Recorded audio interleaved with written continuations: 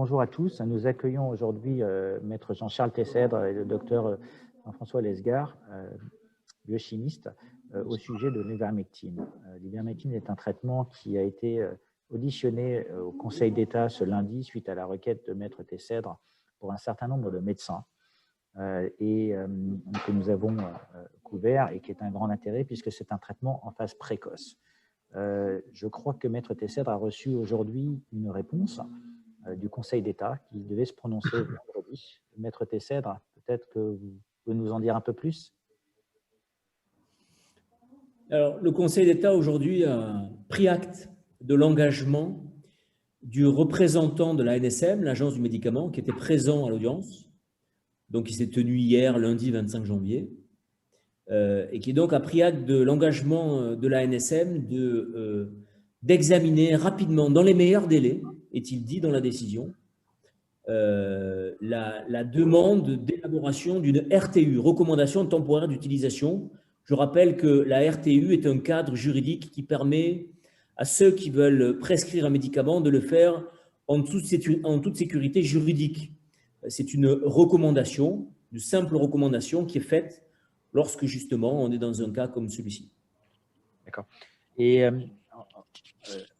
en fait, quels ont été les arguments qui vous ont été opposés par les services de l'État dans le cadre de cette audience? D'abord, de manière assez habile, la NSM a accepté la demande.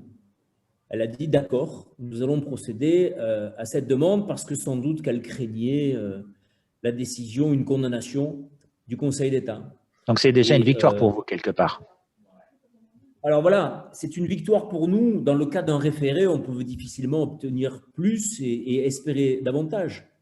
Maintenant, il faut qu'il le fasse et rapidement. Et c'est vrai qu'à l'audience, on a quelques inquiétudes parce que manifestement, ils n'ont pas commencé alors que dès le mois de novembre, j'avais déjà saisi le juge, le tribunal administratif de Paris cette fois, d'une demande similaire et on m'avait répondu que c'était déjà examiné par la NSM. Alors, la NSM ne faisait pas partie de cette procédure directement, donc du coup, ils avaient le bénéfice du doute, si je puis dire. Maintenant, cette fois-là, je les ai mis dans la procédure et j'ai demandé ça au Conseil d'État, donc c'est l'échelon très supérieur. Et donc, la NSM n'a pas pu se dérober, elle a dit « Ok, je le fais ». Bon, maintenant, comment elle va le faire? Quand est-ce qu'elle va le faire? Et dans quel délai? C'est toute l'inquiétude qu'on a parce que au plan scientifique, aujourd'hui, on estime que toutes les présomptions scientifiques sont suffisantes pour qu'une RTU soit d'ores et déjà élaborée.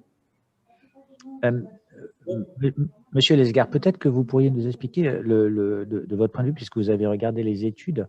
Je crois que Maître Tessèdre m'a dit que lors de l'audience, il y avait eu une explication de la NSM qui parlait de consensus scientifique ou d'absence de consensus scientifique. Et là, il vient de nous parler de présomption. Peut-être que vous pourriez nous faire un point sur les études. Oui, ce qui compte, c'est la présomption, c'est-à-dire qu'il y a une chance que cette molécule soit intéressante, même s'il n'y a pas encore de consensus. En fait, il y a déjà beaucoup d'études qui ont été publiées ou qui sont en préprint. Au moins 35 études, dont 18 sont des études randomisées, donc avec des bras contrôle, et qui montrent des résultats très significatifs au niveau de la baisse de la mortalité, jusqu'à 75%. Aussi dans l'amélioration des facteurs de l'entrée à l'hôpital, etc.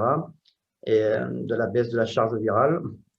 Donc, il y a déjà beaucoup de résultats qui sont significatifs. Il y a encore 40 études qui sont en cours. Donc, beaucoup de résultats. Et puis, c'est une molécule qui est très sécure aussi. Enfin, on pourra en reparler. Donc, c'est assez étonnant pour nous que ces résultats soient ignorés.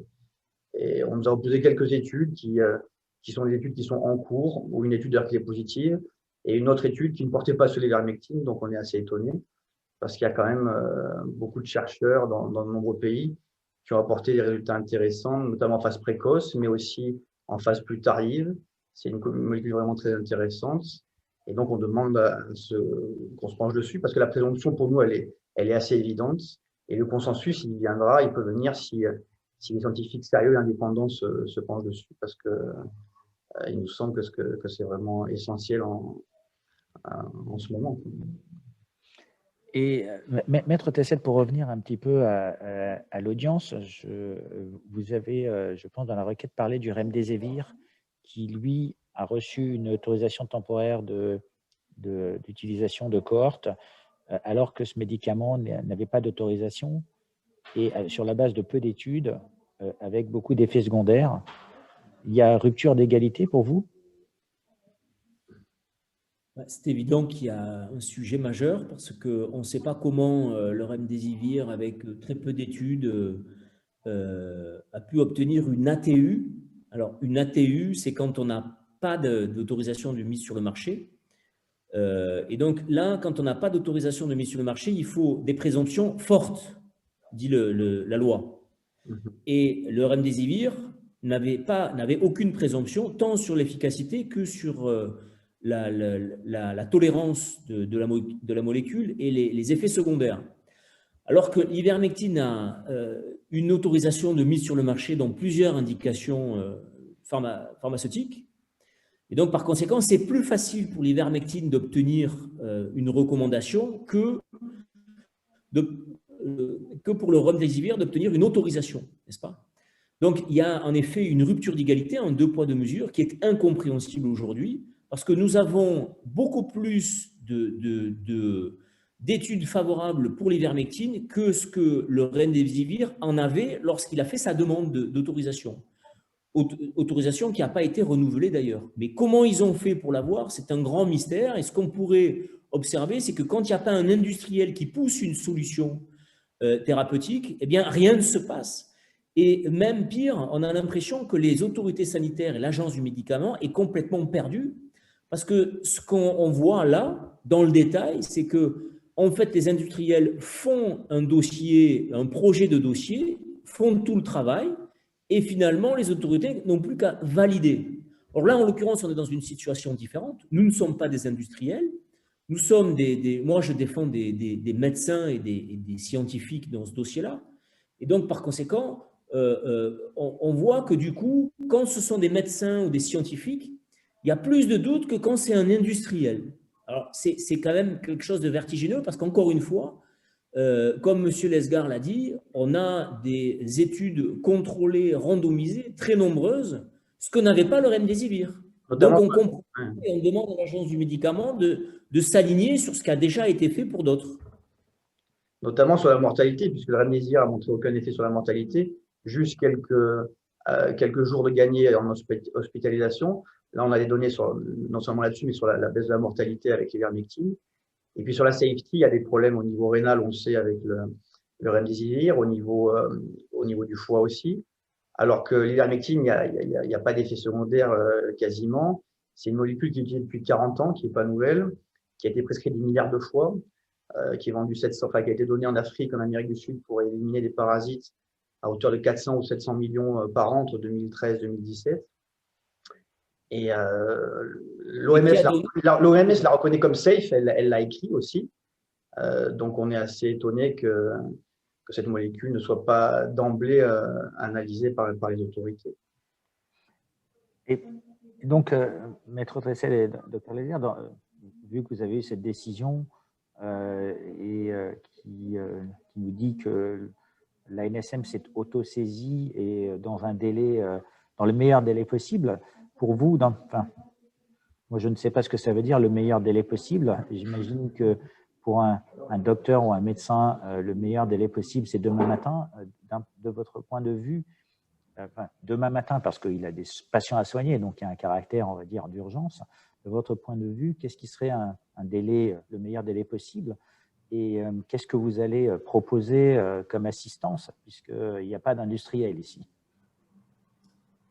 Alors d'abord, l'ANSM s'est auto-saisie, c'est à nuancer, parce qu'en fait, l'ANSM a reconnu qu'elle examinait l'ivermectine contre la Covid parce qu'on le lui avait demandé, et ça depuis le 28 décembre. Hein, donc c'est par mon action et l'action de mes clients que l'ANSM s'est saisie. Et donc, ça, c'est une chose. Et ensuite, les meilleurs délais, ça ne veut pas dire grand-chose, je suis d'accord. Dans le meilleur des mondes, on pourrait dire que les meilleurs délais sont déjà advenus et sont réalisés depuis bien longtemps maintenant. Mais on n'est pas dans le meilleur des mondes, on est dans un monde qui est fait de forme de technocratie sanitaire inquiétante. Et là, en l'occurrence, on ne sait pas. Mais on sait qu'on va avoir une réponse. Comme l'IHU de Marseille, par exemple, a eu une réponse pour l'hydroxychloroquine et l'azithromycine, qui est son protocole de soins, on va avoir, nous aussi, une réponse. Et on en est certain, puisque l'agence s'y a engagée, j'imagine pas qu'elle tienne pas parole, et si elle ne le faisait pas, on pourrait ressaisir à nouveau le Conseil d'État. Mais elle le sait, ça, et donc je pense qu'elle ne va pas s'amuser à ça. Donc l'agence du médicament va nous donner une réponse, je pense très rapidement, moi. Je pense assez rapidement, sachant que ce n'est pas l'élaboration de la RTU qui est en cours, c'est simplement l'évaluation du besoin de RTU. Donc, vous voyez qu'on est plus que prudent, enfin, ils sont plus que prudents, et que donc, dans cette première phase, qui est une phase d'évaluation, je pense que ça ne devrait pas prendre si longtemps que ça. D'autant que je suis entouré d'experts qui sont des gens très compétents, et grâce à ces experts-là, nous allons remettre, et l'agence du médicament a accepté qu'on le fasse lors de l'audience devant le magistrat, a accepté qu'on lui remette un dossier scientifique, parce qu'il se trouve que j'ai bien évidemment de nombreuses données à lui transmettre. Simplement, je suis un peu inquiet du fait que la seule chose qu'elle est capable d'opposer aujourd'hui, ce sont des études très marginales qui ne prouvent rien, vous voyez, avec 26 patients, par exemple, ce qui n'est pas une cohorte suffisante et ce qui a un niveau de preuve qui est inexistant. Donc, comment on peut prendre comme contre-exemple des études cliniques dont les résultats ne sont même pas publiés, ils ne le seront jamais, pour essayer de m'apporter une contradiction. J'ajoute simplement par rapport à ce que M. Mézard a dit, que l'ivermectine aujourd'hui a donné 2 prix Nobel, un japonais et un anglais, je crois, ou un irlandais, et que donc c'est une molécule qui est très connue et qui a sauvé déjà et soigné des millions de personnes dans le monde, en particulier en Afrique, dont des enfants. Ce qui montre que c'est vraiment une molécule qui n'est pas dangereuse en elle-même.